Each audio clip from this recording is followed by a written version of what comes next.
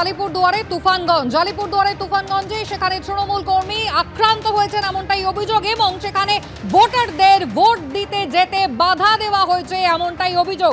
পুলিশের হস্তক্ষেপে শেষ পর্যন্ত তারা কি পৌঁছতে পারলেন? বিস্তারিত বলবেন অর্ণব মুখোপাধ্যায়, আমাদের প্রতিনিধি রয়েছেন আমাদের সঙ্গে। অর্ণব,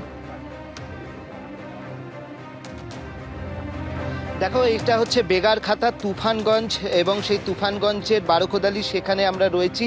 এই 226 এবং 227 নম্বর বুথ, যেখানে অভিযোগ করেছিল তৃণমূল কংগ্রেসের পক্ষ থেকে যে তাদের পোলিং এজেন্টকে বাধা দেওয়া হয়েছে এবং অভিযোগের তীর ছিল বিজেপির দিকে এবং তাদের বক্তব্য ছিল তাদের যারা ভোটার রয়েছে তাদেরকে কিন্তু বুথে যেতে দেওয়া হচ্ছে না এবং সেই কারণে তারা একটা জায়গায় বসেছিলেন।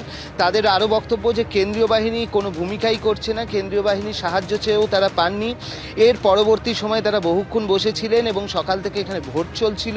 কিছুক্ষণ আগে যেটা দেখা যায় যে ব্লক সভাপতি তৃণমূলের তিনি আসেন, পুলিশের সঙ্গে যোগাযোগ করার পরে একটু আগে এখানে পোলিং এজেন্ট ঢুকেছে। যদিও বিজেপির পক্ষ থেকে অভিযোগ অস্বীকার করা হয়েছে। বিজেপির যেটা বক্তব্য যে বস্তুত এর আগে পঞ্চায়েত নির্বাচনে তৃণমূল সন্ত্রাস করেছে এবং সেই কারণেই এদিন ভয়েতেই তারা বেরোচ্ছিলেন না, তারা এজেন্ট খুঁজে পাচ্ছিলেন না বলে অভিযোগ।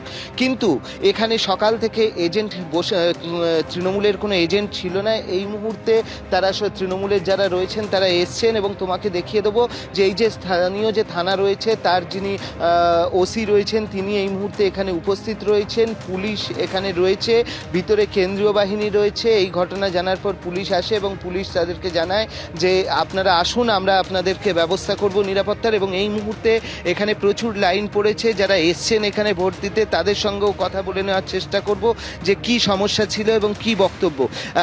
সকালে কি সমস্যা ছিল, এখন কি অবস্থা?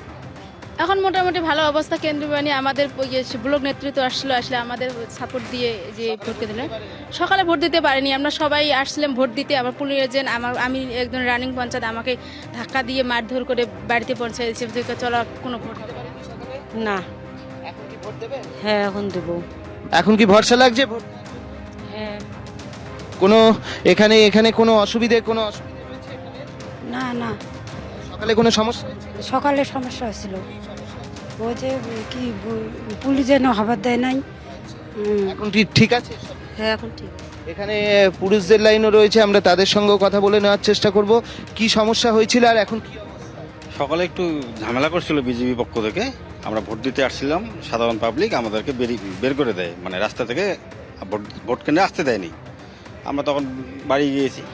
এখন প্রশাসনের লোক আসছে, এসে আমাদেরকে লাইনে দাঁড় করিয়ে দিয়েছে। কি বক্তব্য আপনাদের? তো ভালোই হচ্ছে। সকালে তো আমি আসছিলাম। সকালে কোনো হ্যাঁ, গন্ডগোল হয়েছিল। আমাদের পুলিশ এজেন্টকে যাইতে দেয় নাই পঞ্চায়েত, রানিং পঞ্চায়েত, তাকে গলা ধাক্কা দিবে, কাটবে, এই ভাষা। আমরা তো আতঙ্কে আছি, তখন তো ছিল না, 2 ঘন্টা পরে আসছে পুলিশ। পুলিশ। সেন্ট্রাল ফোর্স এখানে ছিল কিন্তু আমাদের রাস্তায় তো ছিল না। সেন্ট্রাল ফোর্স রাস্তায় ছিল না, টহলদারির অভাব ছিল সেটা বলছেন এবং সেই কারণে তারা ভোট দিতে বেরোচ্ছিলেন না। শেষ পর্যন্ত এখানে পুলিশ এসছে এবং তারা ভোট দিতে এসছেন। একেবারে অর্থাৎ পুলিশের হস্তক্ষেপে কিন্তু শেষ পর্যন্ত গ্রামবাসীরা তারা ভোট দিতে পৌঁছলেন।